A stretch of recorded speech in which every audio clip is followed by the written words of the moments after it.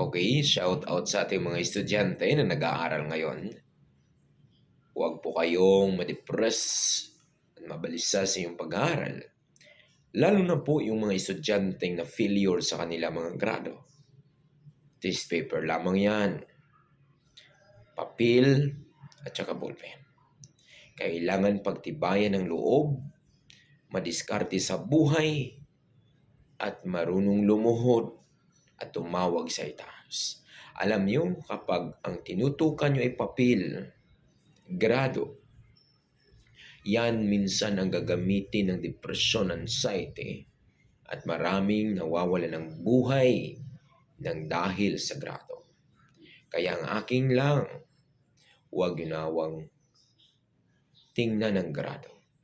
Tingnan niyo ang tibay ng loob at ang lawak ng inyong isipan na kung matapos man inyong pag-aaral na yan, ano man ang grado na hinahawakan mo, importante may diploma ka, daig mo pa rin yung may busilak na puso.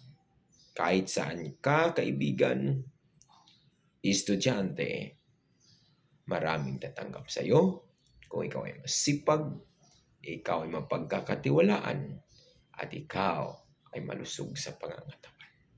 Kaya ako sa iyo, huwag kang ma-depress, mag-aral ka ng wasto.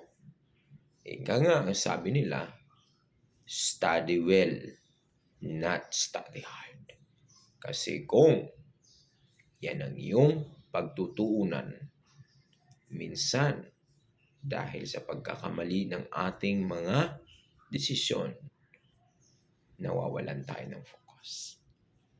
Sa mga magulang din na nagpapaaral ng kanilang mga anak, huwag nyo namang iporso sa mga anak ninyo na yan talaga ang gradong aabutin nila. Kasi may limitasyon ang kanilang isipan, ang kanilang kakayahan. Ika nga sabi nila, huwag mong pakainin ang batang sanggol ng matitigas na karne. Sa tamang oras, sa tamang panahon, huwag niyo lang kakalimutan ang mga bagay na yon. Ikaw ay maaasahan, mapagkakatiwalaan, malusog sa pangangatawan, at ikaw ay masipag. Kahit saan, kahit kailan, hindi ka maiiwan ng iyong magandang kapalaran. Kaya God bless you, student. If you have comments, suggestions, and advices, I'm here.